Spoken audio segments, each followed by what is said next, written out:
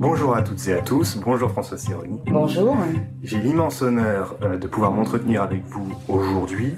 François Sironi, vous êtes psychologue, enseignante en psychologie à Paris 8. Vous êtes aussi écrivaine, vous avez notamment écrit un livre qui s'intitule « Comment devient-on tortionnaire ?», dans lequel vous étudiez un criminel contre l'humanité dans le cadre du génocide cambodgien. Peut-être qu'on aura l'occasion d'en reparler. Et en tant que spécialiste de la psychologie des criminels contre l'humanité, vous travaillez aussi auprès de la Cour pénale internationale.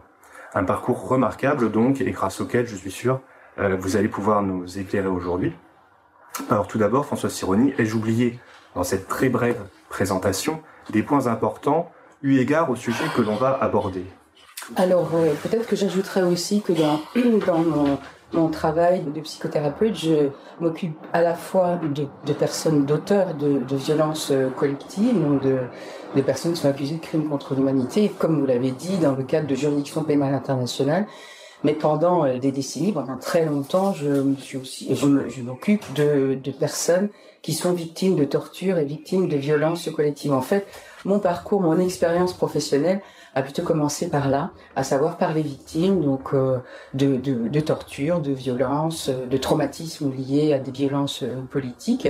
Et dans ce cadre, avec quelques collègues, nous avons fondé un centre spécialisé pour l'accueil des victimes de torture à Paris qui s'appelle le centre Primo Levi. C'est ce qui m'a aussi amené à m'intéresser aux méthodes de torture et à ceux qui les ont mis en œuvre, qui ont pensé ces régimes totalitaires, ces régimes tortionnaires. Effectivement, c'est loin d'être anecdotique pour notre sujet d'aujourd'hui. Alors j'aimerais commencer par un fait historique. Adolf Eichmann, donc l'un des organisateurs les plus haut placés et donc l'un des plus coupables de la Shoah, a vécu un procès, et lors de son procès à Jérusalem, il n'a pas paru gêné d'avoir le sang de millions d'individus sur les mains, il n'a pas non plus paru gêné d'entendre des témoignages pourtant absolument bouleversants de rescapés de la Shoah. Par contre, lorsqu'on a dû lui rappeler de se lever pour écouter sa sentence, puisqu'il avait oublié, là, il a rougi d'embarras. Là, c'était grave, il avait oublié d'obéir. C'est de désir d'obéissance et de soumission dont on va parler aujourd'hui, mais on ne va pas directement parler des criminels contre l'humanité. Aujourd'hui, on va parler du désir d'obéissance du peuple au tyran, ou au moins d'une partie significative du peuple, sans quoi le tyran ne pourrait pas gouverner. Une obéissance collective, donc, qui permet à quelques individus haut placés d'ordonner les pires atrocités, pour faire le lien avec les criminels contre l'humanité. Et Erich Fromm, dont on va parler dans son livre « La peur de la liberté », parle surtout de désir de soumission dans les régimes fascistes. Et donc, j'aimerais naturellement commencer par une proposition à deux du fascisme, et peut-être que vous pourriez commencer, François Sironi, par nous proposer une définition psychologique ou psychopolitique du fascisme, et peut-être en repartant du cas Eichmann, ou d'un autre cas, si vous le souhaitez. Une définition psychopolitique du fascisme, je dirais évidemment que c'est un système, c'est une doctrine, c'est un système politique totalitaire, totalisant, qui se base sur l'autorité et sur le nationalisme. C'est un système réactif, j'allais dire, on est dans la réaction, on est dans la conservation, on est dans la peur, on est dans la destruction de tout ce qui fait partie de l'humain, à savoir la diversité. Je préférais même parler de la diversalité au sens d'Édouard Glissant, c'est-à-dire la diversité dans l'universalité, c'est-à-dire tant le divers est universel. Donc le fascisme tue, détruit tout ce qui est complexe, multiple en soi, la multiplicité en soi comme la multiplicité dans le monde, pour tout réduire à l'unicité et donc rigidifier ce qui fait partie de la vie des êtres humains comme des groupes.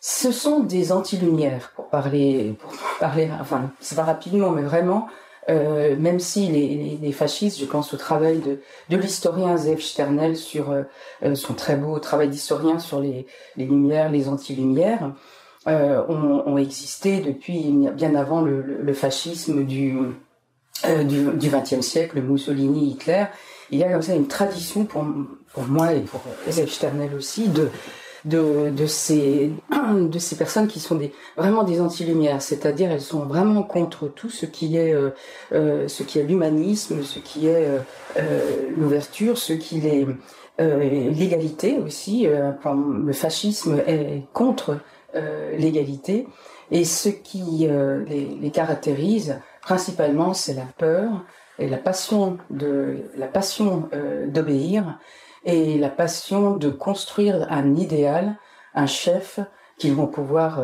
servir et auquel ils vont aussi pouvoir s'identifier en partie. Voilà ce que je pourrais dire rapidement d'une définition psychopolitique du fascisme.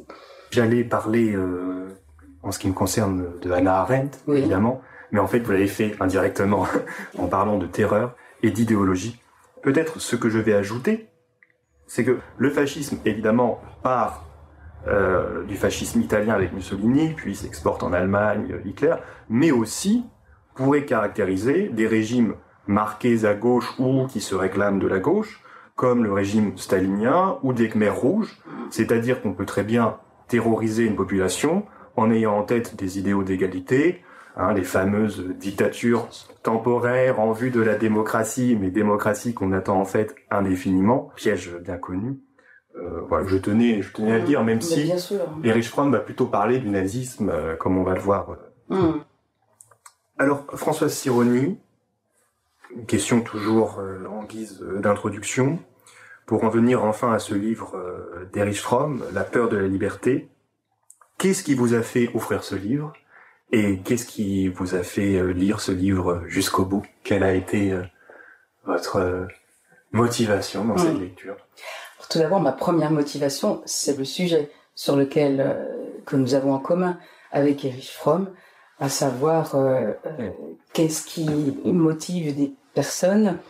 D'abord, d'une part, alors, en ce qui concerne mes travaux, c'est comment devient-on tortionnaire, bourreau, criminel contre l'humanité, et aussi qui sont ces personnes qui infligent tant de souffrance et la mort à d'autres personnes dont je me suis occupée. Alors c'est vraiment dans ce champ-là de ma pratique clinique, thérapeutique et aussi de ma réflexion que j'ai été amenée à rencontrer les travaux d'Erich Fromm.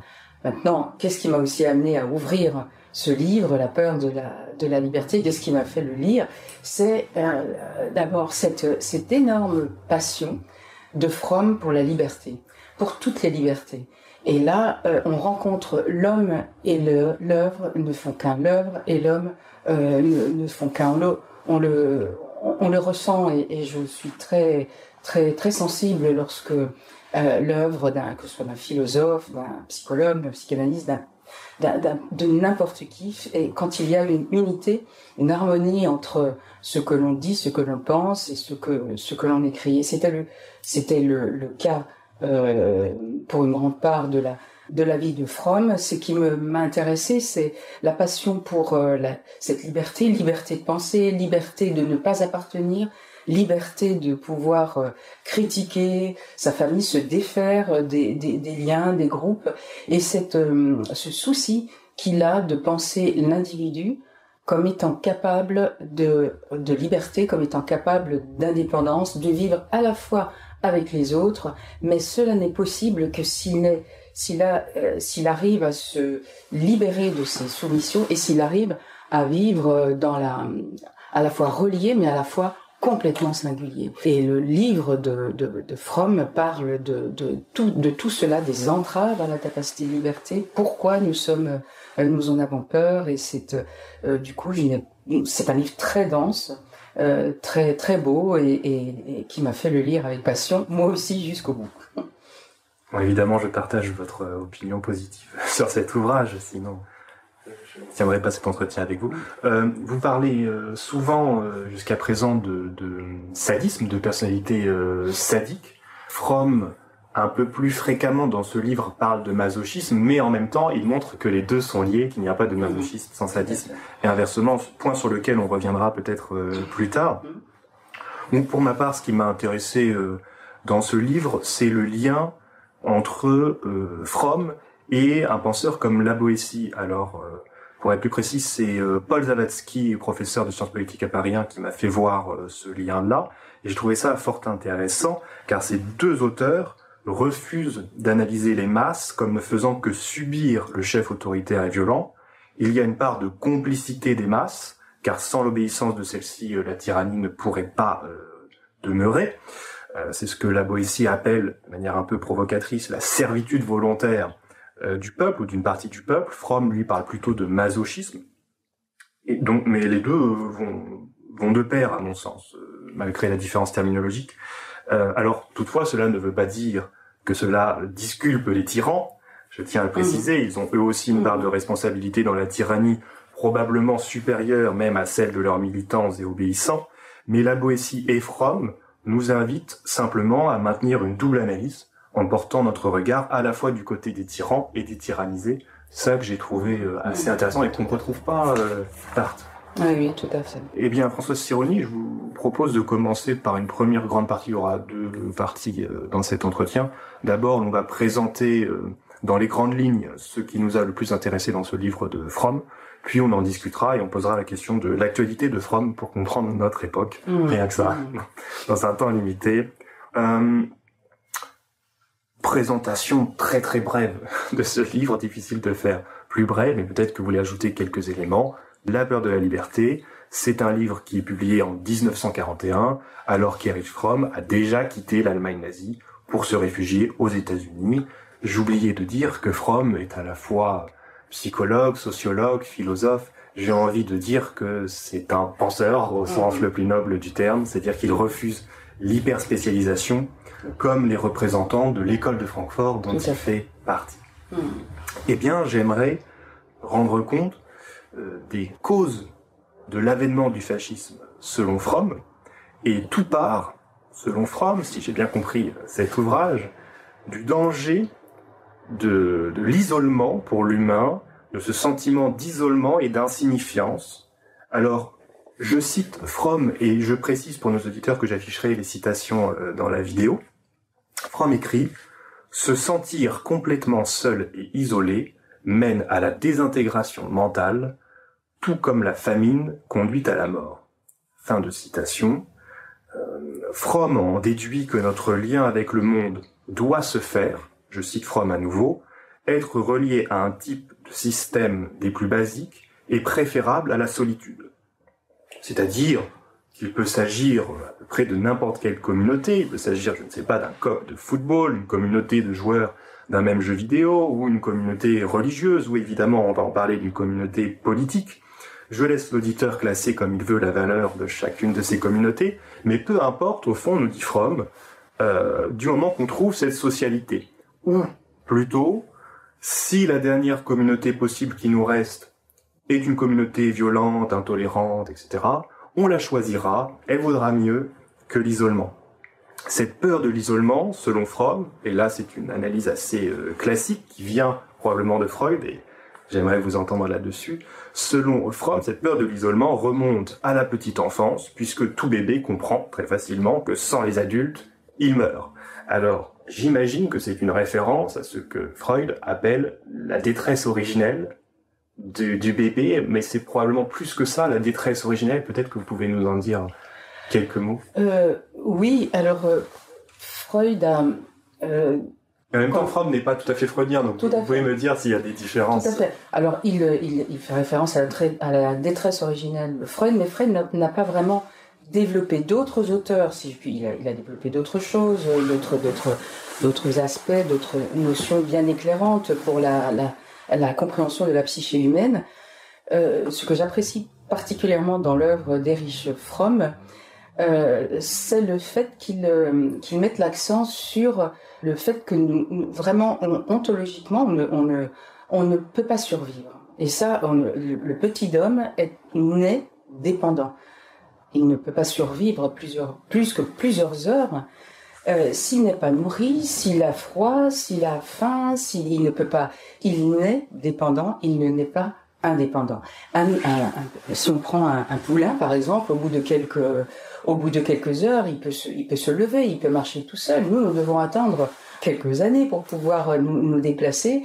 Et Et puis pour pouvoir marcher, nous avons des cris de détresse, mais il faut pour qu'ils puissent être interprétés correctement par un entourage bienveillant, pour qu'on puisse vivre sans mourir, et sans oublier l'affection également, sinon on meurt sans tout cela. Mais du coup, cela nous rend dépendants, c'est-à-dire on est, depuis la naissance, la dépendance fait partie de nous.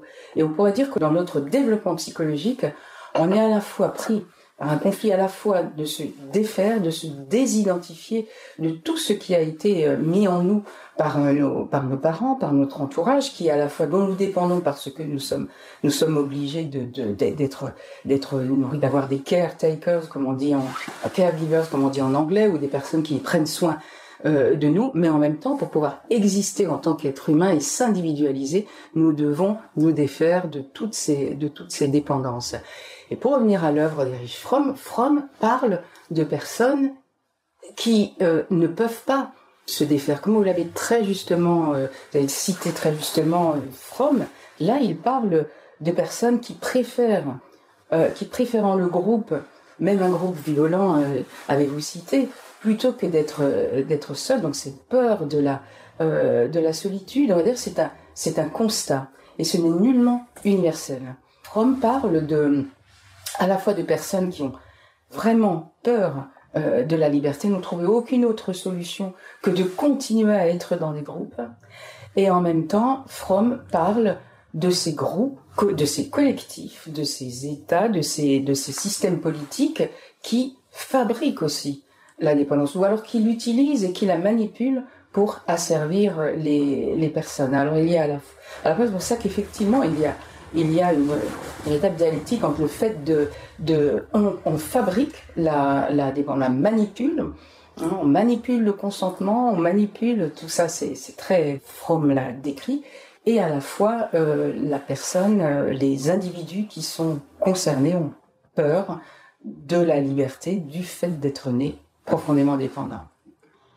Erich Fromm effectue aussi un travail d'historien puisqu'il cherche les racines historiques de l'aggravation de ce sentiment d'isolement à notre époque. Enfin, tout commence, selon Fromm, au cours des 15e et 16e siècles. Alors, il y a des références plus ou moins implicites à Copernic. Bon, ce sont les siècles de Copernic. Donc l'homme, nous dit Fromm, ne se sent plus au centre du monde, ce qui peut effectivement donc engendrer un sentiment de désorientation. Le XVIe siècle, c'est aussi le début du mouvement des enclosures, un point de départ du capitalisme selon Marx. Je laisse l'auditeur se renseigner au sujet de ces enclosures, car cet entretien sera déjà assez long. Mais Fromm nous parle explicitement cette fois-ci du capitalisme. Je cite Fromm et je vous laisse réagir, Françoise Sironi. L'homme est menacé par de puissantes forces suprapersonnelles, le capital et le marché. Sa relation aux autres hommes, alors que tout un chacun est un concurrent potentiel, est devenu hostile et séparé. Il est libre, c'est-à-dire seul, isolé et menacé de tous côtés. Fin de citation. Intéressant ces derniers mots, Françoise Sironi. La liberté, alors, dans son acception capitaliste, on s'attend quand même à quelque chose d'assez positif. Il y a le mot liberté, et non. Ici, il s'agit d'être seul, isolé et menacé de tous côtés. Comment comprenez-vous ça ? Eh bien, c'est ce dont parle Erich Fromm aussi dans ce livre, justement dans ce chapitre très, très intéressant. Tous les systèmes politiques profitent toujours au plus petit nombre. Un exemple, quand il parlait de l'organisation dans la société médiévale, de l'organisation des sociétés, le rôle des seigneurs qui ont toujours inféodé les paysans aussi en disant mais on vous protège, hein, moyennant quoi on vous donne la protection, la sécurité, moyennant quoi vous travaillez pour nous, vous payez des dettes, et tout ça n'a fait qu'augmenter. Donc il y a eu des mécontentements et donc le capitalisme ensuite qui s'est mis en place profite au plus petit nombre finalement. C'est un tout petit nombre qui s'enrichit. Et là encore, au début, il y a peut-être un espoir, il y a peut-être un espoir de pouvoir. On leur dit débrouillez-vous, devenez, c'est un mot, auto-entrepreneur, débrouillez-vous vous-même, mais ça c'est le système politique, c'est l'idéologie du système qui le dit, mais sauf que cela ne marche pas comme cela. Cela conduit des individus, et ce dont parlait Erich Fromm, à se sentir complètement désolés parce que ils étaient dépassés par quelque chose de plus grand qu'eux. Le capitalisme organise, là on est en 1941, donc il parlait aussi de la société américaine, il parlait peut-être beaucoup aussi des usines, de l'industrie, il a moins parlé des petits commerçants qui étaient amenés petit à petit à disparaître, de petits commerçants qui a été remplacé par les supermarchés, ce que Erich Fromm a très bien connu dans cette société. Donc l'infiniment petit, le fait de se sentir impuissant, tout petit, alors qu'on leur dit mais vous êtes libre, ça c'est une injonction paradoxale, devenez entrepreneur. Oui, mais cela ne fonctionne pas comme ça, puisque dans la société capitaliste, il faut du capital, le système capitaliste, comme bien d'autres systèmes, fonctionne pour le bien non pas du plus grand nombre, mais du plus petit nombre. Oui, alors effectivement, vous parlez de système capitaliste, et c'est on ne peut plus logique, et en même temps, paradoxalement, il y a système, mais il n'y a pas sentiment de communauté, c'est-à-dire l'individu est bien un rouage. Absolument. Dans un système mais qui le dépasse, comme vous l'avez dit. Et avant le système capitaliste, il y a le système féodal, nous rappelle Fromm. Alors, Fromm n'est pas du tout nostalgique du système féodal, mais il nous rappelle qu'au moins dans le système féodal, l'homme avait des repères, il n'était pas un simple consommateur et concurrent parmi d'autres, mais il appartenait à une terre, à un seigneur, à une nation. Ça fait partie de l'analyse historique, je ne vais pas rentrer dans tous les détails. Une autre cause historique, une cause du fascisme, là c'est beaucoup dire, mais qui a permis peu à peu la possibilité de régime fasciste. Et là, Fromm est assez subversif. Il nous parle du protestantisme. Il nous parle de l'avènement au XVIe siècle du protestantisme. Par là, il s'inscrit dans la lignée de Max Weber qui tisse déjà un lien entre l'éthique protestante et l'esprit du capitalisme. Alors, je vous le dis tout de suite, je pense que je vais aller assez vite sur ce point parce que ce n'est pas le passage qui m'a le plus impressionné de l'ouvrage de Fromm, mais on peut en discuter. Oui, alors, et puis en même temps, je suis pas historienne ni philosophe, donc je peux répondre. Alors Fromm pointe du doigt à la fois donc Luther et Calvin, mais surtout Calvin parce que Calvin insiste sur la doctrine de la prédestination dont Max Weber parlait avant Fromm. Alors en quoi cette doctrine consiste-t-elle ? C'est l'idée que les humains, dès leur naissance, sont prédestinés à être sauvés, aller au paradis, ou à être condamnés éternellement, donc prédestinés à l'enfer. Et Fromm remarque très justement que cela rend l'humain tout à fait impuissant, parce qu'il ne peut rien faire pour changer son destin. La soumission de l'individu à Dieu est ici totale. Alors, dans la plupart des religions, il y a l'idée d'une soumission à Dieu, mais ici, vraiment, on ne peut même pas ne pas se soumettre, en fait, en quelque sorte. Et là, c'est vrai que Fromm pointe du doigt quelque chose d'assez remarquable. Cela suppose, remarque Fromm, qu'il y a une inégalité des individus dès la naissance, puisque certains, dès la naissance, sont destinés à l'enfer et d'autres au paradis. Je cite Calvin, assez perturbant comme citation. Calvin écrit « Dieu ne crée pas tous les hommes en pareille condition ». Fin de citation. Et donc, évidemment, Fromm ne peut pas ne pas penser au fait que le fascisme parlera lui aussi d'inégalité, alors cette fois-ci, inégalité raciale, mais tout autant congénitale. Cela étant dit, cette thèse me paraît un petit peu trop provocatrice, peut-être. Ce qui rend cette thèse un peu fragile à mes yeux, c'est qu'il faut quand même rappeler que le protestantisme prône l'amour du prochain et non la haine, comme le fascisme. qu'il prône une forme de tolérance, qu'il défend le message du Christ qui par certains, comme je pense à Ellul, est interprété comme un message anarchiste, donc diamétralement opposé au fascisme, etc. Alors, c'est pour ça que je comptais pas forcément en dire plus. Je sais pas ce que vous en pensez. Tout à fait. Je suis complètement d'accord avec vous. Je sais pas si je peux aller ça reste une analyse troublante, intéressante, mais je comptais pas en dire plus aujourd'hui. Mais celle de Calvin. Alors, vous voulez oui, dire surtout lorsqu'il parle de Calvin. Oui. Lorsqu'il parle de Calvin.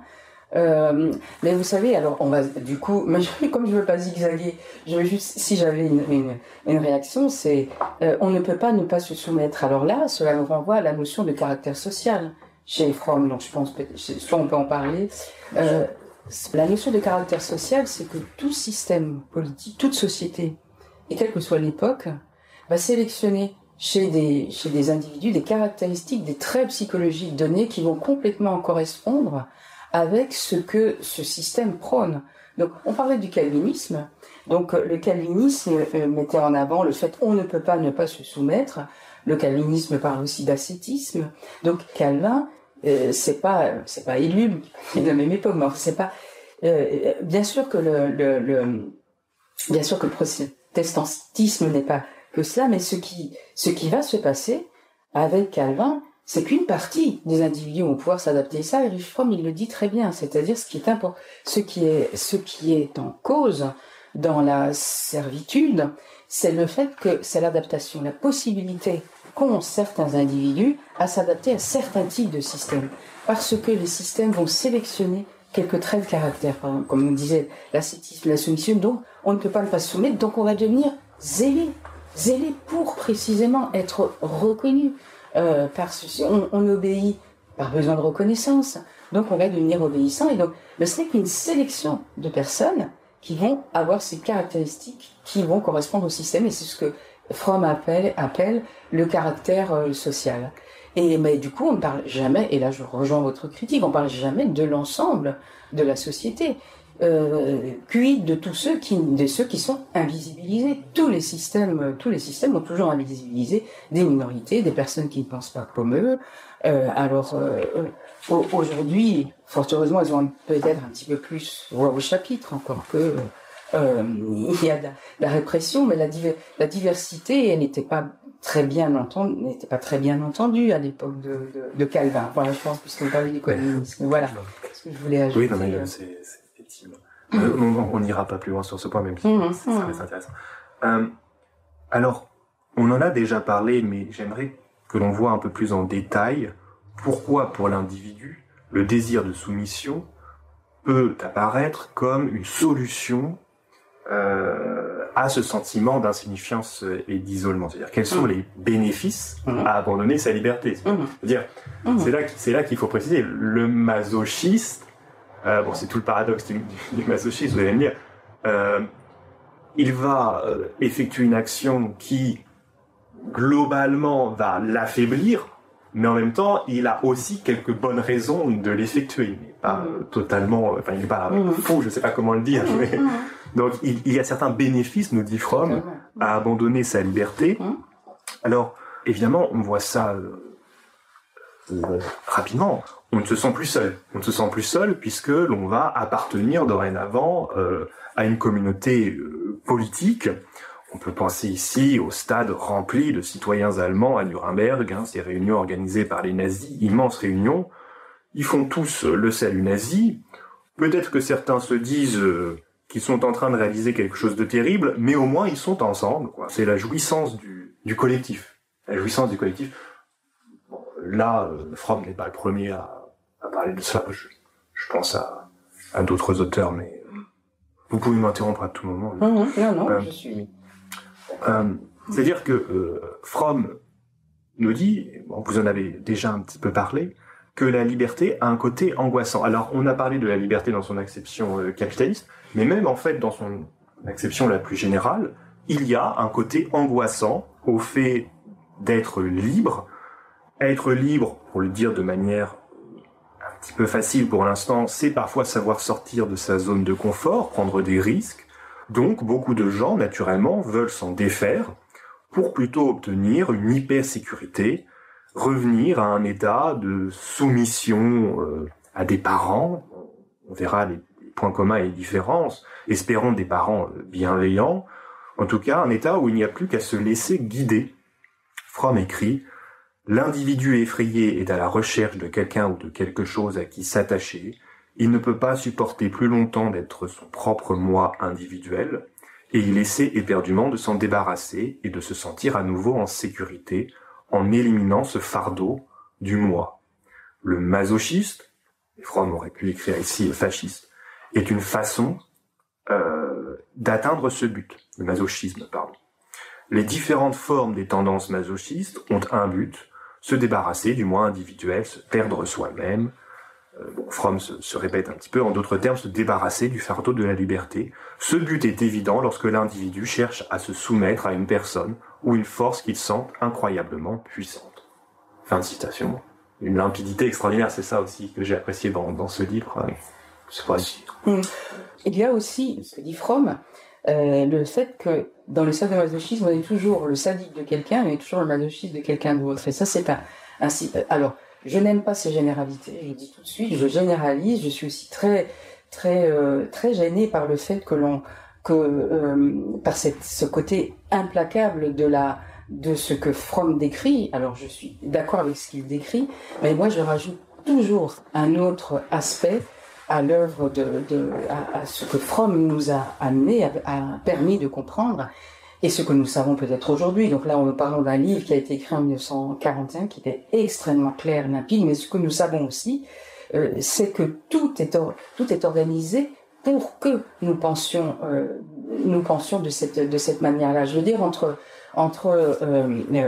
il faut rajouter à la Boétie, ce qu'a dit la Boétie de la servitude volontaire, l'étude, l'analyse de comment on a fait en sorte que l'individu puisse totalement intérioriser le fait qu'il se pense comme ça, de l'ordre de la soumission, de la servitude volontaire. Et ça, c'est nouveau. Vous voyez, c'est quelque chose qui avait été peu étudié, encore que, même à l'époque de la Boétie, je veux dire, avant eux, je ne sais pas si vous connaissez ces travaux, mais quand vous pensez à des traditions bouddhistes, par exemple, à des traditions taoïstes, on parle d'un individu, la libération, la liberté d'être soi, la difficulté d'être soi sont totalement présentes chez les poètes taoïstes et chinois, dans les œuvres, dans certains courants encore taoïstes ou bouddhistes, c'est quand même très présent. Alors je ramène peut-être loin en arrière, il y aura d'autres personnes, d'autres courants aussi à citer, mais cela amène peut-être aussi une ouverture plus optimiste au côté implacable de ce que Fromm a décrit, mais encore une fois, très justement, c'est pour ça que c'est compliqué. Alors, je rajouterais aussi que ce que Fromm a écrit, c'est aussi que chez le sadique, il y a du masochisme. Et chez le masochisme, il y a du sadisme. C'est-à-dire, je le disais tout à l'heure, c'est-à-dire qu'à un moment donné, le masochiste veut être aimé. S'il obéit, s'il se soumet, c'est aussi pour être reconnu de l'autre. Et c'est une quête perpétuelle de la reconnaissance du chef ou du mari ou de la femme, de l'autre qu'on met dans cette position idéale. On cherche à être reconnu par lui, à être aimé par lui. Parfois c'est une quête perpétuelle qui est impossible, et parfois le chef répond. Dans les systèmes fascistes, avec Hitler s'est construit cette figure idéale de l'éternel célibataire pour que aussi tout le monde puisse se penser être aimé de lui. Donc voilà, juste rajouter en commentaire que le sadisme et le masochisme se retrouvent dans une même personne par le fait qu'on a besoin de se soumettre, mais aussi de soumettre les autres dans la description d'Erich Fromm. Eh bien, j'enchaîne sur une autre citation de Fromm. J'ai trouvé cette citation très intéressante puisqu'elle évoque le doute. Et le doute, ça importe beaucoup aux philosophes, pas simplement chez l'école sceptique. Donc je cite Fromm. Alors il dit « on », mais ici c'est encore une fois le fascisme dont il est question. Le fasciste abandonne son propre moi, mais gagne aussi une sécurité contre la torture du doute. Si son maître est une autorité extérieure, ou si elle a intériorisé le maître en tant que conscience ou compulsion psychique, la personne masochiste est épargnée par la prise de décision, par la responsabilité finale de son propre destin, et ainsi épargnée par le doute de la décision à prendre. Elle est aussi épargnée par le doute du sens de sa vie ou par le doute de qui elle est. La relation au pouvoir auquel elle s'est liée répond à ces questions. Fin de citation. Bon, ça s'inscrit dans la continuité de ce que vous venez de dire, je sais pas si... Tout à fait, je pensais au renoncement à avoir une identité propre. En termes psychologiques, on est tout à fait dans cette dimension-là. Je préfère renoncer à avoir une identité propre plutôt que de m'exposer justement à l'incertitude et à... Ce qui est le cas d'Eichmann, dont on reparlera peut-être un peu. Très bien. Petit problème.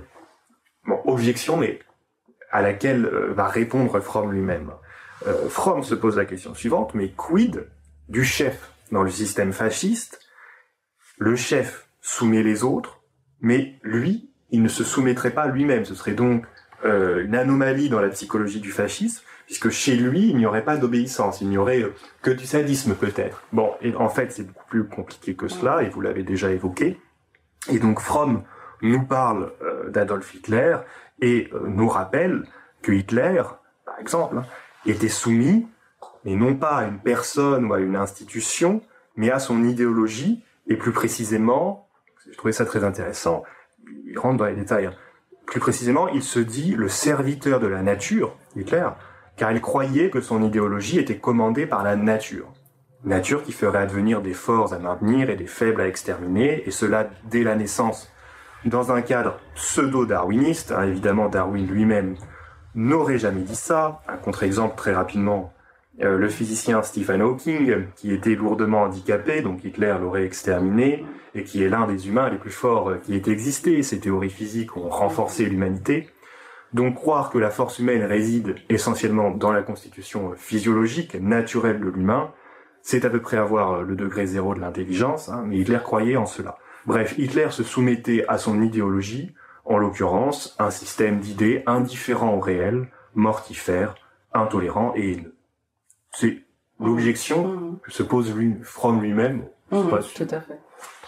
Et ça reprend ce que vous venez de dire sur le sadisme. Absolument. Qui en fait a toujours un versant masochiste. Absolument, et puis même Hitler qui avait besoin effectivement d'une certaine manière se soumettait à la nature. Alors en vous écoutant citer Fromm, je pensais également aux Khmers rouges. Les Khmers rouges avaient créé une entité qui s'appelait l'Ankar. C'est cette organisation invisible dont les dirigeants Khmers rouges eux-mêmes, pour soumettre les autres, mais eux-mêmes se soumettaient à cette, alors non pas la nature comme Hitler, mais à l'Ankar, cette organisation invisible, et que j'ai qualifiée, moi, de théopathie sacrificielle, quoi. C'est vraiment, mais on retrouve toujours, dans ces systèmes fascistes, aussi de la soumission de la part des chefs les plus... même Pol Pot. Mais totalement. Alors Hitler à la nature et Pol Pot à l'Ankar, l'organisation, qui guidait toutes leurs actions meurtrières, mais pour le bien de tous, selon leur conception. Alors, j'aimerais qu'on en vienne désormais aux points communs et aux différences entre la dépendance à l'égard du chef tyrannique et la dépendance du bébé à l'égard de ses parents. Partons peut-être des points communs. Alors, d'une part, il y a, on l'a évoqué, cette détresse originelle du bébé qui est surmontée grâce à l'aide des parents, si les parents ne sont pas maltraitants, évidemment. D'autre part, il y a ce sentiment terrible de solitude et d'insignifiance de l'adulte en temps de crise, qui, d'une certaine manière, est surmonté grâce à la soumission à un chef perçu comme protecteur. D'où Staline, qui se fait surnommer le père des peuples. Une autre référence possible, que j'ai trouvée très récemment, je vous lis ça et je vous laisse réagir, François Sironi, c'est Edgar Morin, qui raconte son exclusion du Parti communiste français dans un livre qui s'appelle Autocritique. Je cite Edgar Morin. Vous allez voir, c'est on ne peut plus clair. Le parti était ma patrie. Alors, je me coupe moi-même, on ne l'a même pas dit, mais patrie, Ça vient de pater, ça vient de père. Donc les fascistes exaltent la patrie, c'est-à-dire qu'ils sont heureux d'être des enfants du pays. C'est si évident qu'on ne l'avait pas encore dit, mais je préfère le dire. Je reprends la citation de Edgar Morin. Le parti était ma famille. J'avais peur de la solitude, du total recommencement dans la solitude. Je saute quelques mots. Ce fut comme un malheur d'enfant. On m'avait arraché du parti qui concentrait en lui les puissances paternelles et maternelles, et j'en étais devenu orphelin. Le parti, c'était le placenta maternel, et aussi la réprimande sévère, l'autorité implacable. C'était ma famille. Fin de citation. Là, on ne peut pas faire absolument plus clair. Plus clair que, effectivement, que ce que décrit Erich Fromm. Quoi. Oui. Absolument. Une remarque qui me semble importante, qui j'espère est juste, mais vous me dites si je me trompe, évidemment. En commençant la lecture du livre de Fromm, je me disais que pour Fromm, le désir fasciste, c'était un désir de redevenir bébé. Mais en fait, pas tout à fait, si j'ai bien compris. C'est plutôt un désir de trouver un chef une fois qu'on a déjà été forcé à redevenir bébé, car un système politique ou économique nous a infantilisés. Entre parenthèses, beaucoup de Français se sentent infantilisés par le président Macron. Je dis ça en passant, je vais faire la parenthèse. Donc le fascisme est une réaction à une infantilisation qui était déjà là. À partir de cette infantilisation subie, il y a deux chemins possibles. Faire l'effort de reprendre son pouvoir, ou le chemin fasciste qui consiste à, en quelque sorte, accepter cette infantilisation et chercher un chef. Est-ce que j'ai bien compris ? Est-ce que c'est plutôt de ça dont il s'agit ? Oui, tout à fait. Je pense aussi à une autre dimension qui chemine avec ce que vous venez de dire, c'est la question de l'impuissance aussi. On est infantilisé, mais on est impuissant aussi. Et on est d'autant plus impuissant que lorsqu'on a essayé de dire non, je n'ai pas peur de la liberté, non, je revendique mon individualité par des grèves, par les revendications. On a aussi dans l'histoire individuelle et collective des êtres humains beaucoup invisibilisé toutes les tentatives qu'a l'être humain de ne pas renoncer à sa liberté individuelle. L'histoire est faite de l'histoire des vaincus, l'histoire des concepts aussi peut-être de ceux dont nous parlons. Et c'est vraiment un rajout parce que, encore une fois, je trouve que c'est absolument remarquable. Ce que vous citez est absolument juste, les travaux d'Erich Fromm aussi, mais on doit aussi rajouter le fait que on a, après, avec cette impuissance, on a la fabrication d'une dépression existentielle, on pourrait dire. En parlant d'infantilisation, cela m'évoque cela, hein, si vous voulez, pour faire écho à ce que vous venez de dire, et cette impuissance va tout droit à la colère. Donc je ne fais que compléter votre analyse, parce que là, cette colère va être ensuite déplacée vers des systèmes fascisants, totalisants. Alors, une autre objection possible au sujet du désir de sécurité infantile chez la personnalité fasciste, et cette fois-ci, j'ai eu l'impression qu'il ne répondait pas tout à fait à cette objection, ou pas explicitement, c'est la suivante. Pour certains, pour beaucoup trop même d'individus, l'enfance et la petite enfance n'a pas été un lieu de sécurité lorsque les parents ont été maltraitants. Alors, Françoise Sironi, comment peut-on encore avoir le désir d'être guidé comme un enfant, en quelque sorte, lorsque sa propre enfance s'est pourtant mal passée ? Alors, on peut être guidé par le désir de réparation. Ce père idéal, cette personne que j'idéalise, le chef, c'est à mon père. C'est celui qui va tout réparer. C'est un besoin immense, terrible et pathétique de réparation. J'ai été maltraitée, mais il y a une autre, on efface et puis on commence à cliver du coup, en bien et en mal. J'ai connu quelque chose de terrifiant, de très douloureux, mais je vais construire, je vais réparer, je vais me réparer et je vais réparer l'humanité. Là, il y a quelque chose d'absolument grandiose et qui fabrique, du point de vue psychologique, la toute-puissance de ces leaders autoritaires, et qui sont certains qui vont mettre en place des systèmes totalitaires, fascistes. C'est cela, c'est l'idée de réparer avec en idéalisant le bon père, celui qui va m'aimer, qui va me faire du bien, qui va me reconnaître, qui va me nourrir, qui va tout me donner. Et on lui donne tout à ce père-là parce qu'on n'a rien eu avant. Donc c'est véritablement un immense besoin de réparation, pathétique et très dangereux. Très intéressant, je n'y pensais pas. J'avais une autre piste à nous suggérer, qui me vient d'Alice Miller dans son livre C'est pour ton bien, qui parle de maltraitance. Livre, je le dis au passage, absolument lumineux. Absolument, je suis d'accord avec vous. J'ai découvert assez récemment, où elle nous explique, vous avez parlé de père ou de mère idéal, retrouvé à l'âge adulte, mais Alice Miller nous dit aussi, c'est complémentaire, c'est pas contraire à ce que vous venez de dire, que notre propre père ou notre propre mère, lorsque celui-ci ou celle-ci a été maltraitante, peut être idéalisé très très jeune, c'est-à-dire que lorsqu'on est maltraité, on peut très rapidement imaginer qu'en vérité on n'a pas été maltraité, c'est-à-dire imaginer cette sécurité de l'enfance qui plus tard fera donc potentiellement l'objet d'une nostalgie, comme nous dit Fromm. Donc en idéalisant ses parents, tout simplement, nous explique Alice Miller, parce que c'est très difficile de critiquer l'éducation qu'on a reçue, puisque ce serait critiquer d'où l'on vient, donc ce serait critiquer une partie de soi-même. Par conséquent, le maltraité dit généralement au sujet de son enfance, selon Alice Miller, que tout allait bien, que son père n'était pas maltraitant, mais plutôt qu'il lui a appris la discipline, qu'il faisait preuve de fermeté, etc. Donc, ce qui permet de retrouver finalement l'analyse de Fromm, même si ce que vous avez dit me paraît on ne peut plus juste et complémentaire à ce que propose Alice Miller. Je rajoute aussi, c'est que ce dont on parle, c'est en fait du concept d'identification à l'agresseur. C'est pour ton bien, ne crois pas que ça me fasse plaisir de faire ce que je fais, je te fais du mal, mais c'est pour ton bien.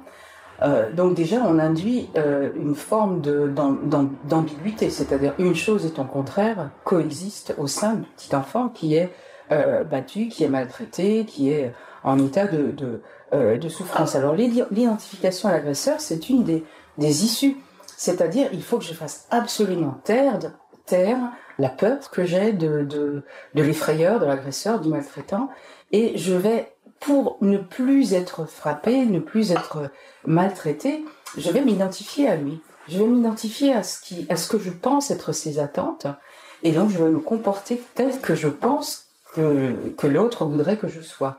Et donc du coup, on fait taire toutes ces critiques, toutes ces peurs, et là se fabrique un énorme clivage, donc à l'intérieur de l'individu. Ce clivage va fonctionner dans la société. Il y a les faibles et il y a les forts. Tout ce qui est fragile, fort, je ne veux pas mieux en entendre parler. Dans la société, ça donnera, je vais les éliminer pour ne plus du tout et plus jamais être en contact avec ces parties de moi-même. Et donc, du coup, c'est comme ça que l'on transmet une culture de la transmission traumatique de systèmes culturels maltraitants et fascisants, où on n'est plus du tout dans la multiplicité de l'être, avec ses doutes, avec ses faiblesses. Mais c'est ce effectivement, je nomme l'appel, qu'on a en psychologie, c'est la question de l'identification à l'agresseur. Je vais devenir comme l'autre, et puis finalement, c'était pas aussi grave que ça. Moi-même, j'ai été traité comme ça, j'en suis pas mort, tu vois. On en survit. Tout à fait. Et en guise de transition, évidemment, on ne peut pas tout à fait mettre sur le même plan la sécurité du bébé gardé par ses parents et celle de l'individu immergé dans un système fasciste qu'il cautionnerait. Le fasciste va rarement dans un magasin de jouets acheter une peluche, même une peluche en forme de croix gammée, c'est rarement son truc. Bon, plus sérieusement, il y a toute une liste de différences que met en lumière Fromm. Premièrement, Fromm nous rappelle très simplement que le bébé ne peut pas physiquement se suffire à lui-même, ce que vous aviez évoqué en tout début d'entretien, alors que l'adulte, lui, a priori, pourrait le faire, mais va croire qu'il ne peut pas se suffire à lui-même lorsqu'il se soumet à un chef fasciste. Il croit en cela parce que tout un système économique et politique lui a fait perdre tout espoir. Alors j'aimerais lire une autre citation de Fromm, toujours tirée de La peur de la liberté, et je vous laisse nous l'expliquer, là je vais dire Françoise Cironi, parce qu'elle n'est pas si simple. Les liens masochistes sont fondamentalement différents des liens primaires. Ces derniers sont ceux qui existent avant l'achèvement du processus d'individuation. Le nouveau-né fait encore partie de son, entre guillemets, son monde naturel et social. Il n'a pas encore complètement émergé de son environnement. Je saute quelques phrases. Les parents, ou n'importe quelle autre personne exerçant cette autorité, ne sont pas encore perçus par l'enfant comme des entités fondamentalement distinctes. Ils font partie de l'univers de l'enfant, et cet univers est une partie de l'enfant. Se soumettre à eux constitue une soumission d'un type différent de celui qui existe une fois les deux individus totalement et réellement séparés. Fin de citation. Alors, pour celles et ceux qui ont fait des études de psychologie ou qui s'intéressent à la psychologie, je pense qu'ils comprennent cette phrase. C'est une référence, j'imagine, à l'idée de symbiose au début de la vie de l'individu. Ça va probablement plus loin que ça. Est-ce que vous pouvez nous l'expliquer? Vous voulez peut-être que je répète certaines... Non, il faut étudier pratiquement au cas par cas la difficulté que l'on peut avoir de l'un et de l'autre à vivre la symbiose et à sortir de la symbiose, à vivre l'individuation et comment les vicissitudes de l'individuation. Alors je ne sais pas si je réponds bien, vous me direz ce que vous peut-être souhaitez que j'éclaire du point de vue en tant que psychologue sur cette citation. Peut-être ce que j'avais à l'esprit tout bêtement, c'est rappeler ce qui peut étonner celui qui l'entend pour la première fois. Pourquoi le bébé ne comprend pas d'emblée qu'il a un soi, un moi, c'est-à-dire pourquoi le bébé croit être sa mère ou son père par ceux qui s'occupent de lui. Effectivement, le bébé qui naît, qui pourrait naître, comme vous dites, on pourrait penser à un bébé qui naît avec son soi. Dans les cultures où on pense qu'il y a une chaîne de vie et que nous sommes des réincarnations, que nous sommes des enfants ancêtres, par exemple, un bébé qui naît, dans certaines sociétés africaines, on va identifier quels sont les signes chez le petit homme qui vont rappeler tel et tel ancêtre. On a dans les cultures orales, mais on se souvient d'un tel. Donc il y a des enfants qui vont être des enfants notamment qui sont très matures, qui naissent avec des particularités. On va les appeler des enfants ancêtres. Et ils vont être traités de cette manière. Alors certainement pas comme le petit bébé dans notre système éducatif. Pareil dans des sociétés où on pense profondément on croit, c'est la base même de la culture, on se réincarne. Donc on a déjà des vies et on est avec une certaine conscience de soi, ce qui n'est pas du tout notre manière de penser. Notre manière de penser, c'est en Occident. La psychologie, notamment, a montré que l'enfant se développe selon certains stades. Et le premier stade, c'est l'indifférenciation, effectivement, on l'avait dit, entre l'adulte et l'enfant, parce qu'il n'y a pas de distinction entre moi et non-moi. On est dans une espèce de moi, de saut d'indifférenciation presque cosmique. On n'a pas les moyens cognitifs encore qui vont se former, qui vont se développer pour distinguer le soi du non-soi, le dedans du dehors et l'individu qui va se construire. L'individuation se construit notamment très fortement à partir du moment où nous acquérons notre autonomie, où on peut entendre quelque chose, où on peut commencer à distinguer des sons différenciés, où nos cris, par exemple, vont pouvoir être ciblés et être reconnus par l'adulte qui est celui qui va nous donner des soins. On va commencer à marcher. Alors là, quelle liberté, quelle libération quand on commence à marcher, quand on commence à parler, etc. Oui, mais tout cela, chez le petit homme, est toujours fait sous l'œil de l'adulte, qui peut être bienveillant, malveillant. En tout cas, il est extrêmement... Nous sommes imprégnés de ces adultes qui prennent soin plus ou moins bien de nous. Et aussi, une dernière chose, j'ajouterais que dans les systèmes éducatifs, ils sont très très différenciés. Et en tant que psychologue, on va toujours analyser de près. On retrouve chez l'adulte la manière dont petits nous avons été traités, bien traités, maltraités, nos manques. On peut retrouver dans un travail psychothérapique d'adulte ce qui nous a manqué. Par exemple, le fait de ne pas avoir suffisamment été autorisés, ou nous ne nous sommes pas autorisés à exprimer notre individualité par peur de perdre l'amour de l'autre. Et là, on n'a même pas besoin de parler de maltraitance. Mais vous voyez, c'est très très très complexe, mais il y a aussi des systèmes éducatifs absolument bienveillants où on permet à l'enfant de passer de cette symbiose initiale à une différenciation en l'encourageant, en disant mais oui, marche, bon tu tombes, mais tu vas apprendre que c'est, alors non pas pour ton bien de tomber et de te faire mal, mais que c'est comme ça que et puis on te relève, on te reprend, on te relève, et puis tu marches, tu chemines, tu apprends à éviter, et voilà, ça c'était la touche aussi tout à fait positive de l'influence qui est inévitable que nous avons de ces systèmes éducatifs dans lesquels nous sommes nés. Bien sûr. En guise de conclusion, si j'ai bien compris, le bébé naturellement se sent dans un état de fusion avec ses parents, alors que le fasciste volontaire, va croire que son moi a fusionné avec le chef, il va oublier qu'il est, lui, une entité distincte, c'est un adulte. C'est assez clair dans le texte de Fromm, je cite Fromm encore une fois, hein. La fuite du fasciste ne lui permet pas de retrouver sa sécurité perdue, elle l'aide seulement à oublier que son moi est une entité séparée. Citation. Ça revient. Tout à fait. Et alors, effectivement, en psychologie, en psychothérapie, on va étudier pourquoi.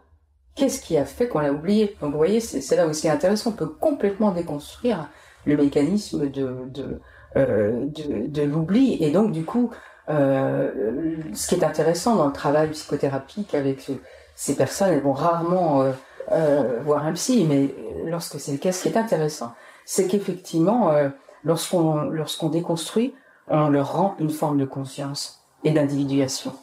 Voilà, mais ça, je voulais juste ajouter par rapport le travail, à la psychothérapie. La différence la plus évidente maintenant, j'aurais dû commencer par celle-ci, c'est que la dépendance du bébé vis-à-vis de ses parents, quand tout se passe bien, et vous avez évoqué fort heureusement le chemin positif, c'est une dépendance qui est bénéfique pour l'enfant, alors que la dépendance du tyrannisé vis-à-vis de son tyran est une dépendance destructrice. Bon, il faut bien le rappeler, donc je cite Fromm, ici c'est assez simple à comprendre. Les liens primaires donnent au nouveau-né une véritable sécurité et la connaissance de ce à quoi il appartient.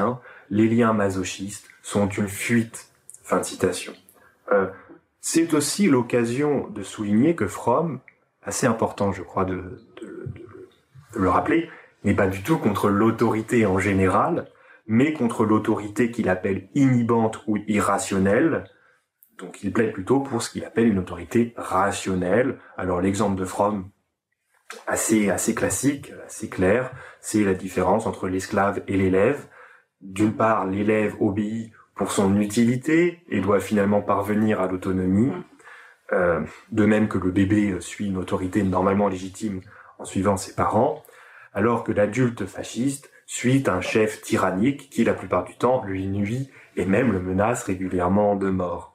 Alors je cite Fromm, j'ai trouvé c'est peut-être pas nécessaire, mais j'ai trouvé cette citation très belle, où il parle donc de l'étudiant, de l'élève. Il nous dit la chose suivante: la relation entre professeur et étudiant et celle entre le maître et l'esclave sont toutes deux basées sur la supériorité de l'un vis-à-vis de l'autre, mais la supériorité a une fonction différente dans les deux cas. Dans le premier cas, celui du professeur, elle est la condition pour aider une personne sujette à l'autorité. Dans le second cas, celui du tyran, elle est la condition de son exploitation. Fromm poursuit: dans ces deux cas, les dynamiques de l'autorité sont elles aussi différentes. Plus l'étudiant apprend, plus l'écart entre le professeur et lui se réduit. En d'autres termes, la relation d'autorité tend à se dissoudre d'elle-même. Mais quand la supériorité sert de fondement à l'exploitation, la durée intensifie la distance. Ça, très bien dit. Puis là, oui, et puis le maître, cette relation de l'élève au maître, et ce que le maître ou l'enseignant peut aussi désirer pour son élève, c'est son individualité, son individualité pour qu'il arrive à penser par lui-même et non pas tel qu'un mauvais maître serait, c'est-à-dire qu'il pense comme moi, mais qu'il puisse penser par lui-même. Et là, c'est tout à fait remarquable la citation d'Erich Fromm. Elle est remarquable, et je me dois de dire, pour celles et ceux qui ont l'habitude de lire de la philosophie, que c'est quelque chose que Fromm a pu trouver chez Rousseau dans le contrat social, ou aussi chez Spinoza, probablement que Spinoza en parle dans l'éthique, mais je pense aussi à un passage du traité politique de Spinoza. Je propose quelques références au passage. Et enfin, une dernière différence entre le nouveau-né et l'adulte volontairement, plus ou moins volontairement tyrannisé. Fromm nous dit que les jeunes enfants offrent un exemple de spontanéité. Alors, fin de citation, c'était très court. Effectivement, l'enfant est dépendant, mais spontané, alors que la personnalité autoritaire masochiste veut la dépendance et être un automate, perdre sa spontanéité. Ça m'a fait penser à un texte de Bichat, où Bichat nous dit qu'il y a un surplus d'énergie chez l'enfant. Je cite Bichat, il y a surabondance de vie dans l'enfant. Bichat qui est biologiste. Et puis, ça m'a fait penser aussi au fait que l'enfant, bien souvent, désobéit. La fameuse période du non. Bon. Donc il y a cette tendance, à différents degrés, à la désobéissance. Il y a cette spontanéité, plus ou moins naturelle, je ne sais pas, selon Bichat c'est naturel, qu'on ne va pas du tout retrouver chez l'individu soumis à un système fasciste. Absolument. Parce que tout ça, précisément, cette spontanéité a été refoulée pour différentes raisons, différentes personnes qui trouvent cette solution psychologique et existentielle dans l'adhésion à des systèmes fascistes. Justement, c'est la spontanéité fait peur. Elle doit absolument être. Je vois une image d'un sécateur. On va couper tout ce qui fait, tout ce qui rend effectivement. Il y a au moins une hache dans le symbole du fascisme. Exactement. Voilà, tout à fait. J'en viens finalement à cette deuxième partie, le moment de la discussion.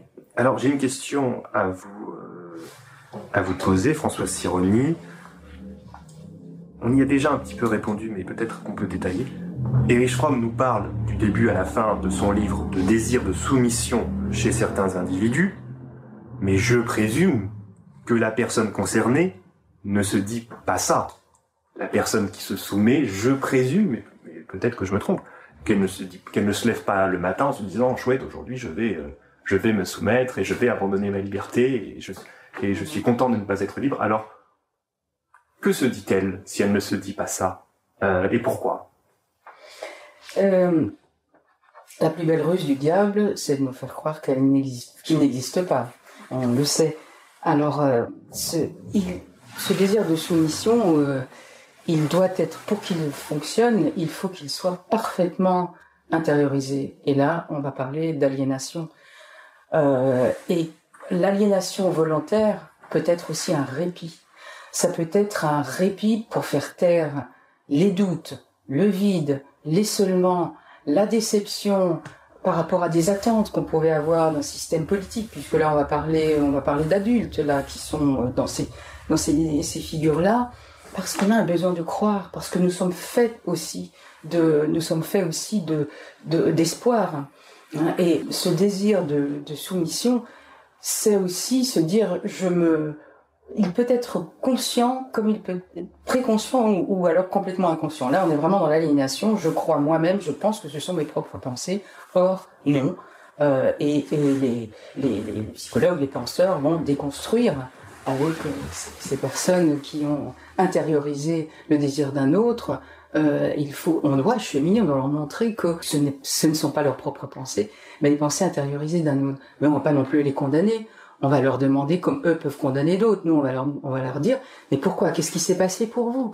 Pourquoi? Qu'est-ce qui s'est passé à ce moment-là pour que vous avez intériorisé, que vous pensez effectivement que c'est la meilleure des choses, de l'éthique du sacrifice, par exemple. C'est ce que peuvent dire aussi les personnes qui ont ce désir de soumission, on va dire ce désir inconscient de soumission, qui vont le vivre non pas comme une soumission, mais comme quelque chose qu'il faut. Pourquoi ? Pour sauver la nation, pour sauver un autre, pour sauver. Donc ils sont aussi faits d'un espoir. Et là, les idéologies peuvent contribuer à façonner ce désir inconscient de soumission, mais plus que ça, je dirais que ce qui est à l'origine, c'est une déception par rapport à un système politique ou idéologique préalable. Et là, ils vont déplacer leur raisonnement, l'espoir qu'ils pouvaient avoir dans un système. Mais toujours cette même niche, c'est comme si c'était une niche écologique, un prêt-à-penser finalement, ce fascisme ou un prêt-à-porter.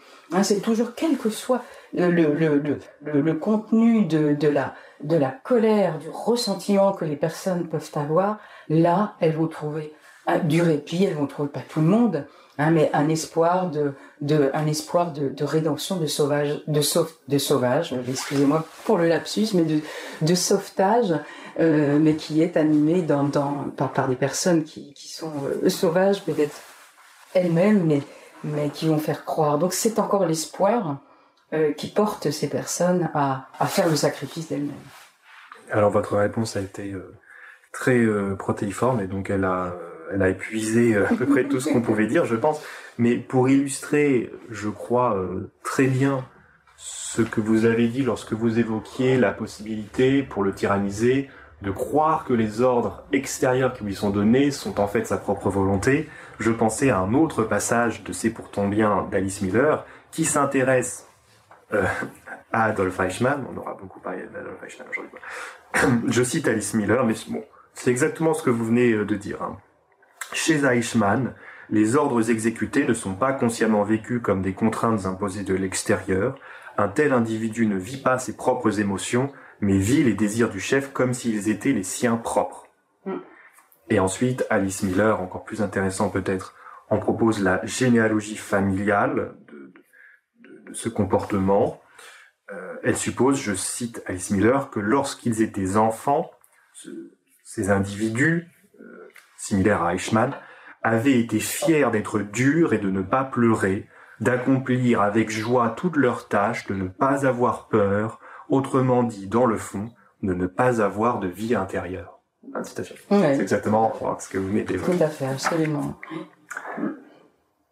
Sans transition, j'aimerais vous faire réagir à un sondage que j'ai trouvé fort intéressant. Sondage IFOP qui date de 2018, qui porte sur la démocratie et qui montre que beaucoup de Français, surtout les jeunes, sont très loin aujourd'hui d'être favorables à la démocratie. Et ont-ils peur de leur propre liberté, comme dirait Fromm ? Eh bien, c'est la question qu'on va se poser. Alors, je vous donne les chiffres de ce sondage qui m'a paru tout à fait sérieux du point de vue de la méthodologie. Lorsqu'on demande aux Français, enfin aux sondés, s'ils sont d'accord avec l'opinion suivante, je cite l'opinion en question, « La France doit se réformer en profondeur pour éviter le déclin, mais aucun homme politique élu au suffrage universel ne disposera plus du pouvoir nécessaire pour mener à bien ces réformes. Et dans ce cadre, il faudrait que la direction du pays soit confiée à des experts non élus qui réaliseraient ces réformes nécessaires mais impopulaires. » C'est ça l'opinion. Eh bien, 59% des Français sont d'accord avec cette opinion. Pour les 18-24 ans, ce taux monte à 70%. Donc, une opinion qui n'est pas favorable à la démocratie. Il s'agit de mettre directement au pouvoir des experts, donc sans élection. Et toujours parmi cette tranche d'âge, 18-24 ans, il y en a 49%, disons la moitié, qui vont encore plus loin dans les mots employés et qui disent soutenir, je cite, qu'il faudrait que la direction du pays soit confiée à un pouvoir politique autoritaire, quitte à alléger les mécanismes de contrôle démocratique s'exerçant sur le gouvernement. Fin de citation. Alors, avant de vous laisser réagir, je tiens à dire que ce désir d'être guidé n'est pas du tout nouveau en France. Un symptôme parmi tant d'autres de cela, il y a très très peu de temps, je tombais par hasard sur le discours de Jacques Chirac suite à la mort de Mitterrand, donc en 96, et Jacques Chirac nous dit que les Français, je cite, ont perdu celui qui les a guidés pendant 14 ans. À ma connaissance, ce terme n'avait choqué absolument personne. Pourtant, c'est un terme qu'on utilise normalement dans le cadre plutôt de monarchie ou de dictature. On peut penser, même si évidemment là je ne compare pas du tout ces politiciens français à ce que je vais énoncer, mais on ne peut pas ne pas penser au fait que Hitler se faisait appeler le guide, le Führer, au fait que Mussolini se faisait appeler le guide aussi, le Duce. Et donc en 96 en France, évidemment, on n'est pas dans un contexte fasciste, mais on a un Mitterrand décrit comme un guide. Alors que normalement, je tiens à le rappeler, dans une démocratie, c'est le peuple qui guide le président. Le président incarne le pouvoir exécutif, c'est-à-dire il l'exécute. Ce n'est pas du tout l'inverse. Alors pour revenir à ce sondage, qui montre donc que de très nombreux Français, surtout les jeunes, sont plus technocrates que démocrates, alors certes avec un but respectable aussi, je tiens à le rappeler, c'est pour mener des réformes nécessaires, pour faire avancer les choses dans le bon sens et plus vite, mais le moyen utilisé reste une dégradation de la démocratie et donc un abandon de leur propre pouvoir citoyen. Alors maintenant, question très vaste et très épineuse, François Sironi, comment comprenez-vous que ce désir de se laisser guider soit si prégnant aujourd'hui, notamment en France? Et peut-être une double question, est-ce que les causes dont parle Fromm sont encore d'actualité? Eh bien, vaste question. Alors, comment y répondre? Plusieurs choses. Eh bien, j'y répondrai en articulant étroitement des éléments de l'histoire collective, du politique, du social, et des éléments de l'histoire singulière, du psychologique, de la dimension individuelle. Alors, en articulant ces deux dimensions, on retrouve un des concepts très importants, très intéressants, qu'Erich Fromm a développé à la fin de son ouvrage, qui est le caractère social. On peut penser que ce sondage terrifiant, bien évidemment, par rapport on regarde le désir de soumission, le besoin de chef, de guide, tout ce que vous avez. Donc, ouais, l'intention est bonne. Oui. L'intention de ces sondés est bonne, hein, mais on comprend que ça peut vite dégénérer, cette histoire de technocratie. Oui, savoir l'intention est bonne, mais c'est aussi, il faut aussi voir que on vit quand même depuis, j'oublie pas les différents facteurs, j'y reviendrai sur le caractère social. Ce que je veux dire aussi, c'est que il faut prendre au sérieux tous les mots. On parle de démocratie. Elle a été sévèrement malmenée. On nous dit on est en démocratie. Il y a eu des référendums, il y a eu des élections, il y a eu des grèves, il y a eu des revendications où le peuple exerçait sa capacité de liberté, exerçait il n'avait pas peur à ce moment-là de la liberté. Il n'avait pas peur de dire sommes-nous encore en démocratie. Ce sont eux-mêmes qui l'ont dit, qui l'ont prôné. Donc la démocratie, lorsqu'elle est dévoyée parce qu'on ne l'écoute plus, parce qu'on méprise les individus, on fabrique du ressentiment, on fabrique des envies de solutions qui sont des solutions notamment diverses, mais notamment une des solutions, ça peut être quelqu'un qui remette les choses dans l'ordre, ce dont je doute fort, parce que là, j'articule aussi avec un autre élément qui est toujours important et qui est invisibilisé, c'est l'opinion, c'est la fabrique de l'opinion, et ça ne veut pas dire que nous ne sommes pas libres. Attention, mais ça veut dire aussi que il y a peut-être aussi dans la peur de liberté, Fromm l'avait dit, il y a là peut-être quelque chose qui s'exerce dans ce sondage, c'est le désir de conformisme. Peut-être que ces jeunes ne sont pas non plus exclus, notamment ce sont des adolescents, des jeunes adultes, j'ai dit avec beaucoup de respect, mais il y a aussi un désir peut-être de conformisme. Là, c'est pas tellement un désir, la peur de la liberté, comme disait Fromm, l'évitement de la liberté, la fuite peut conduire à trois choses, à l'autocratie, à la destructibilité et au désir de conformisme. Et peut-être qu'on est là-dedans, pour répondre justement à ce sondage. Eh bien, je ne pourrais pas adhérer davantage à ce que vous venez de dire. Et en parlant de conformisme, vous avez probablement tissé un lien avec ce qui va suivre. J'aurais voulu vous faire réagir à des réactions concernant une vidéo qu'on trouve sur YouTube, une vidéo documentaire très courte sur le lycée autogéré de Paris. Je mets dans la vidéo tout de suite quelques extraits. Ici, on est au lycée autogéré de Paris. C'est un endroit particulier, tout simplement parce que c'est un lycée autogéré. Donc les élèves vont tout faire ensemble. Il n'y a pas vraiment d'administration, il n'y a pas de personnel de ménage, il n'y a pas de personnes qui nous font à manger. On n'a rien de tout ça et c'est les élèves et les professeurs ensemble qui vont tout faire. Il y a des gens qui refusent leur orientation scolaire, qui sont orientés en bac pro ou en techno et qui ne souhaitent pas du tout, qui veulent absolument du général. Il y a ceux qui souhaitent rencontrer des méthodes alternatives. Il y a ceux qui ont une angoisse terrible de l'école traditionnelle. Il y a ceux qui souhaitent avoir simplement un autre rapport au monde adulte. Voilà. Il y a ceux qui sont là quand même par engagement politique. Il y a ceux qui ont envie juste à un moment d'essayer autre chose. Alors, il n'y a pas du tout de sanction lors de retard ou d'absence. Justement, c'est l'un de notre principe de base au lycée autogéré de Paris, qui est la libre fréquentation. Donc, l'élève peut fréquenter les enseignements qu'il souhaite. C'est une volonté de permettre à l'élève de se responsabiliser, de ne plus subir sa scolarité, mais au contraire d'être maître et à l'initiative des enseignements qu'il choisit. Alors, ce qui va m'intéresser, ce sont certains commentaires situés sous cette vidéo. Alors, évidemment, on peut être en désaccord avec la pédagogie exercée dans ce lycée, le principe de ce lycée, mais j'ai été surpris, non pas simplement des désaccords qui sont exprimés, mais de la haine qui est exprimée dans certains de ces commentaires, une haine d'une grande violence, totalement disproportionnée par rapport à la vidéo. Je cite certains de ces commentaires. Alors là, ce n'est pas encore haineux, c'est même pas du tout haineux, mais ce sont les commentaires les plus fréquents, ceux qui font remarquer que ce lycée a les moins bons résultats au bac en France, environ 40% de réussite. Alors je tiens à préciser que ce commentaire ne comprend pas que c'est souvent le lycée de la dernière chance pour beaucoup d'élèves, que c'est un lycée expérimental, qui est davantage un lieu de vie qu'une machine à obtenir le bac. On pourrait presque s'étonner positivement qu'il y ait 40% de réussite au bac. Bon, je tenais à préciser, ce sont les commentaires les plus fréquents. Pas encore de haine, mais maintenant un commentaire un peu plus inapproprié qui revient souvent, c'est l'idée que c'est un sketch, qu'ils ne peuvent pas y croire. C'est un sketch, ce sont des clowns.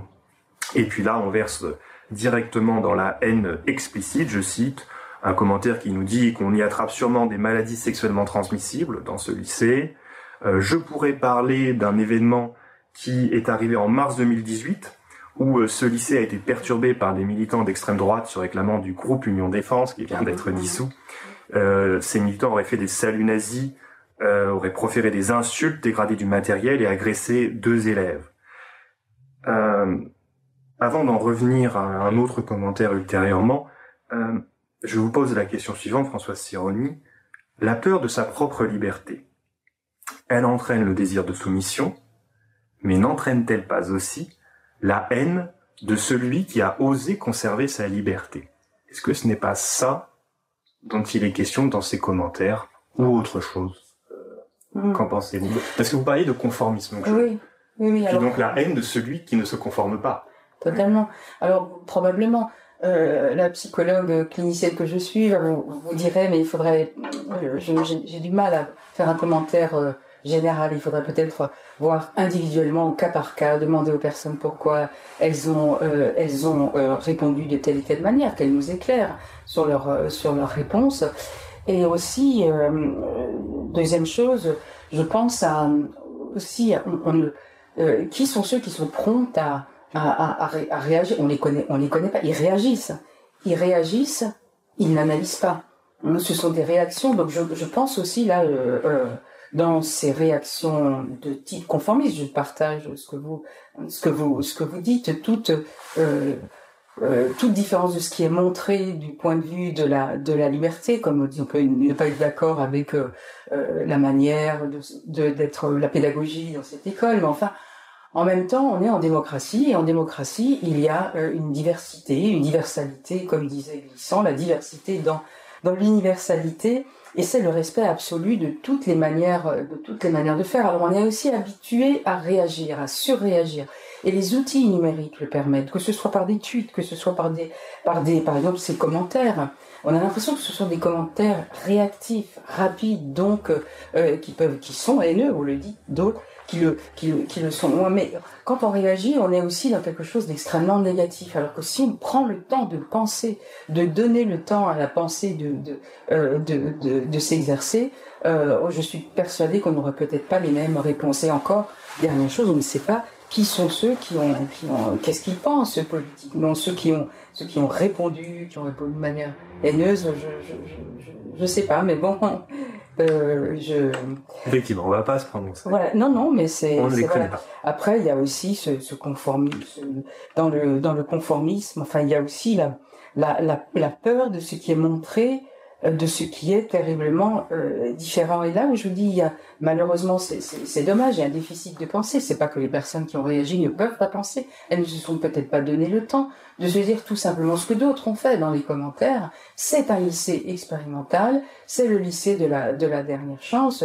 Point au final, c'est-à-dire on aurait très bien pu dire, voilà, ça ne me correspond pas peut-être à ma manière d'avoir envie d'être à l'école, mais je comprends que ce qui était parfaitement dit dans la présentation de l'école, que c'est une école expérimentale, après des échecs. Donc c'est là où moi je pourrais voir avec tristesse un déficit de démocratie. Effectivement, de ne pas chercher de manière empathique à comprendre les pensées de l'autre, les intentions de l'autre, dans ce lycée expérimental, sans pour autant les partager. Et là, il y a une absence de démocratie par une absence d'empathie, par quelque chose que l'on peut peut-être retrouver à travers ce sondage et dans l'époque aussi, c'est le fait de devenir de plus en plus désempathique, c'est-à-dire de perdre cette capacité que nous avons d'empathie, mais quelque chose qui va pour moi avec la démocratie, le respect de l'autre, de la diversité, des droits humains, c'est-à-dire je ne pense pas comme toi, mais j'essaie de comprendre et puis je respecte des points de vue qui ne sont pas qui ne sont pas similaires aux miens. Oui. Alors, ce qui a été souvent reproché au sujet de ce documentaire, c'est qu'il était assez orienté, et ça, bon, c'est assez clair, c'est-à-dire que le documentaire n'a pas pris la peine de préciser le taux de réussite très très très faible au baccalauréat chez leurs élèves. Mais de là à susciter une haine aussi, c'était totalement disproportionné. Donc ça m'a interpellé.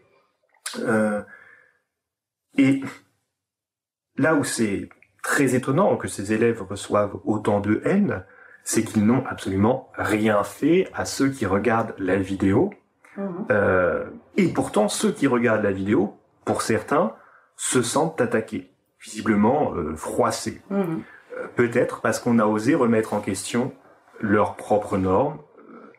Je tiens à citer un dernier commentaire, désolé, donc ce n'est pas très beau à entendre, mais il m'a semblé intéressant.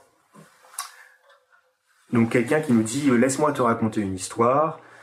J'ai eu une pote qui est passée dans ce lycée en 2018, après avoir quitté le cadre lycéen classique. Elle avait déjà de base, avant d'y rentrer, des problèmes d'ordre psychologique. Elle est tombée en dépression, elle a fait une tentative de suicide, je saute quelques mots. Ah, et le point final, elle a aussi décrété à la suite de tout ça qu'elle était d'abord gender fluide, puis après juste de genre masculin, et elle s'est choisi un nouveau prénom. 3 petits points, fin de citation. Donc, sous-entendu, son désir de changer de genre fait partie d'une liste de symptômes au même titre que la dépression, donc un commentaire transphobe. Et je voulais citer ce commentaire, car il me semble y avoir peut-être un point commun entre la haine que reçoivent, parfois, pas toujours fort heureusement, les élèves de ce lycée autogéré, et la haine que reçoivent parfois les minorités sexuelles. C'est-à-dire, je le répète, c'est habituel, mais ça reste totalement ahurissant. Ce sont des gens qui reçoivent de la haine de la part d'individus à qui ils n'ont rien fait. Alors, vous avez déjà répondu un petit peu à cette question. L'explication n'est-elle pas la suivante? Les minorités sexuelles montrent qu'il n'existe pas qu'une norme. Bref, qu'il y a dans la vie de la contingence et de la complexité. un espace de liberté, pour revenir à ce dont parle Fromm. Est-ce que c'est de ça dont il s'agit et qui peut froisser?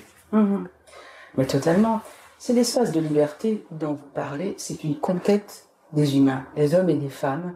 Il y a eu un cheminement depuis mai 68, mais même avant. Moi, je pense qu'il y a une très grande peur, une peur peut-être profonde qui s'est enracinée dans la société française et même dans le monde, à voir les rétrovolutions, à voir le retour les conservateurs, les pensées réactionnaires. Et on peut aussi moi je le situerais à ce qu'a provoqué mai 68. Parce que dans ce lycée aussi autogéré, on voit aussi, on retrouve quelque chose de cette liberté exprimée, de respect aussi, du fait de pouvoir expérimenter différentes méthodes pédagogiques. Le mouvement de mai 68 qui a été planétaire, qui a été une ouverture vers une diversité, l'accueil de ce qui était invisibilisé, d'autres manières de penser, d'autres manières d'aimer, d'autres manières de vivre ensemble dans le monde, a fait très très peur à un petit nombre de personnes. Et là on retrouve la psychologie des minorités actives de Moscovici, c'est-à-dire d'un Moscovici qui était un psychologue social. Là, on pourrait parler de ce qui était minoritaire au départ, c'était les néoconservateurs, c'était les réactionnaires, et on a parlé de rétrovolution d'ailleurs, à propos de ce qui a été mis en place avec Thatcher et Reagan, et là, c'était balayons tout ça, plus jamais ça, et une peur immense. Et on retrouve la peur de la liberté de Erich Fromm, à partir de la mise en place, après 68, du néolibéralisme. Ce qu'il y a eu aussi après 68, il y a eu les indépendances, il y a eu le post-colonial, il y a eu le décolonial, il y a eu de plus en plus de personnes qui font la diversité de l'ensemble de la société planétaire, des gens qui ont été colonisés, qui disent non, plus jamais ça, on va vous dire, nous, de l'intérieur, ce qu'est le colonialisme, on va vous raconter, les personnes transgenres, les personnes...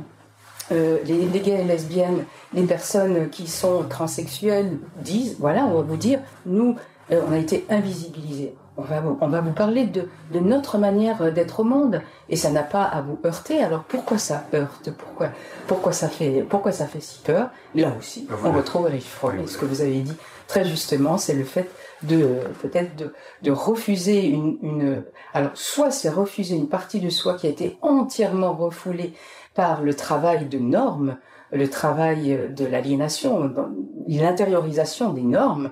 Donc on a refoulé. C'est tellement plus facile, plus simple de se dire il y a des hommes, des femmes, et on reste parce qu'on a peur. Et là on rigidifie à nouveau le rapport au genre, mais en même temps ces mouvements existent. Et s'ils existent, et ils se sont développés justement ces 40 dernières années avec le développement du néolibéralisme qui est aussi en échec.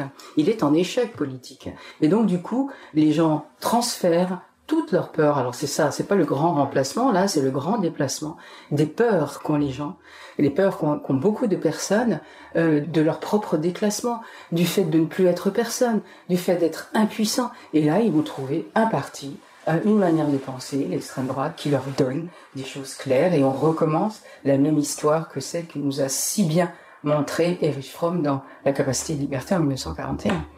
Merci. Alors vous parliez de désir excessif de se conformer à certaines normes. Cela m'a fait penser à deux termes qui se recoupent, enfin qui ne sont pas tout à fait identifiables, mais qui se recoupent, et dont vous parlez. Donc je compte pas en parler maintenant, mais simplement pour que nos auditeurs et auditrices puissent aller lire vos ouvrages, vous en parlez, au moins dans Comment devient-on tortionnaire, la question de la normopathie ou normose. Alors, on va pas rentrer dans la distinction peut-être aujourd'hui, mais voilà, c'est juste une référence en plus pour nos auditeurs. Pour finir sur un point positif, pour finir sur l'espoir, j'aimerais que l'on parle de la façon dont on peut espérer se libérer du désir de soumission lorsqu'on en est victime. Alors d'abord, j'aimerais parler de ce que propose Fromm lui-même dans son livre La peur de la liberté, puis vous pourrez évidemment compléter, Françoise Sironi. Fromm nous dit que pour fuir la solitude, Il n'y a pas, fort heureusement, que la soumission à l'autre, mais il y a la coopération, ce qu'il appelle coopération. Alors c'est un collectif, mais dans lequel les moi ne sont pas dissous.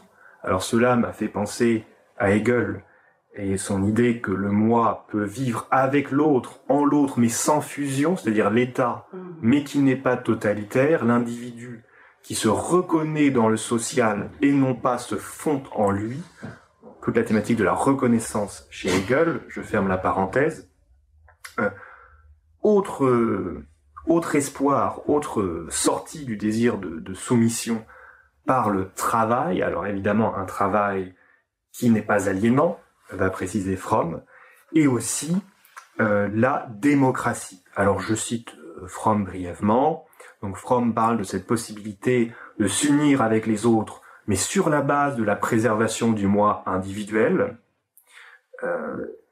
Il existe, nous dit Fromm, je cite toujours, une façon qui soit productive et qui ne mène pas à un conflit insoluble, façon de se relier à l'autre, et cette façon c'est une relation spontanée, nous dit Fromm, spontanée entre l'homme et la nature, une relation qui relie l'individu au monde sans éliminer son individualité. Ce type de relation dont l'amour et le travail productif sont les expressions les plus importantes. Fin de citation. Alors, il dit travail productif, encore une fois, sur un mode non aliénant, qu'il n'y ait pas de malentendu. Et enfin, la démocratie, je cite Fromm, c'est très bref, mais moi, ça m'a semblé important. Le seul critère pour la réalisation de la liberté est la participation active de l'individu à la détermination de sa vie et de la société, et cela n'est pas seulement dans l'acte formel de voter. Fin de citation. Donc, appel à une démocratie qui ne soit pas formelle, qui ne soit pas indirecte, peut-être même une démocratie qui ne soit pas représentative.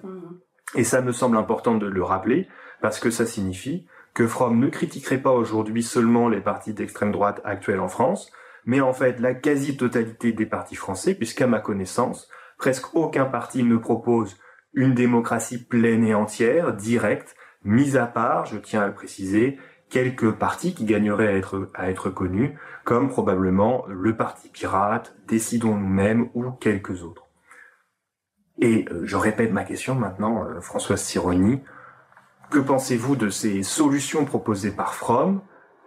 Comment se libère-t-on du désir de soumission? Vous pouvez répondre par des éléments généraux, en passant par un cas particulier, si vous le souhaitez. Je crois que je n'ai rien à ajouter à ce qu'a dit Erich Fromm, bien évidemment. Et si ce n'est encore une fois, en vous écoutant, le citer, me dire, mais comme c'est actuel, comme il était visionnaire, comme ce qu'il nous a livré avec son travail de 1941 est encore totalement actuel.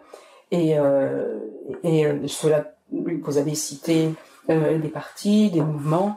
On peut aussi penser aux mouvements qui sont travaillés par une pensée anarchiste, ne pas être soumis à une autorité, mais être d'abord soumis à sa propre autorité. Travaillons en coopération les uns avec les autres. Je crois qu'il y a toute une frange de pensée, enfin pas une frange, au contraire, il y a tout un mouvement de pensée, des manières d'être qui sont totalement vivantes aujourd'hui dans notre société et qui sont et là moi je suis absolument optimiste, même si la situation est difficile. On avait parlé des attaques de la démocratie, on a parlé aujourd'hui aussi de combien cette servitude, cette soumission est délétère, mais je rajouterais aussi que il existe d'une part des sociétés, des individus qui font groupe, qui font société et qui sont profondément déprimés, qui n'en peuvent plus d'agir, de réagir à ce qu'elles ont dû subir et endurer, mais qu'il s'agit aussi d'à côté d'avoir des personnes qui vont toujours réveiller cette capacité de liberté. Quand vous citez ces mouvements, quand vous citez les paroles de Fromm, votre action aussi par ce que vous faites, ce que vous écrivez, ce que je peux faire moi d'autre d'une autre manière, eh bien nous contribuons à dire non, faisons en sorte qu'un autre monde soit possible. Eh bien, je laisserai l'entretien se terminer sur ces paroles optimistes. Et je vous remercie infiniment. Merci à vous. Merci.